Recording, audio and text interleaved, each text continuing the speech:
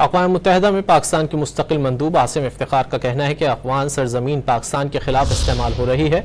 Al Qaeda, फितनउल खवारिज, TTP और Bloch शिद्दत पसंद अफगानिस्तान से बदस्तूर सरगर्म हैं। इस बात को यकीनी बनाना होगा कि अफगानिस्तान एक बार फिर दहशत गर्दों की महफूज पनाहगाह ना बने। जनरल असम्बली में अफगानिस्तान की सूरत हाल पर इजहार ख्याल करते हुए आसिम इफ्तिखार ने कहा कि अफगानिस्तान से जन्म लेने वाली दहशत गर्दी बड़ा चैलेंज है। दाइश अफगान उबूरी हुकूमत को निशाना बना रही है। अफगानिस्तान किसी भी मुल्क के खिलाफ दहशत गर्दी के लिए इस्तेमाल नहीं होना चाहिए। कलदम TTP और दाइश सारी दुनिया के लिए खतरा है। मजीद कहा कि अफगानिस्तान में छोड़े गए हथियार पाकिस्तान के खिलाफ इस्तेमाल हो रहे हैं। पाकिस्तान अपने अवाम के तहफ़्फ़ुज़ के लिए हर मुमकिन इक़दामात करेगा। मजीद कहा कि TTP, BLA और मजीद ब्रिगेड के बाहिमी ताउन के मुसद्दिक़ा शवाहिद हैं।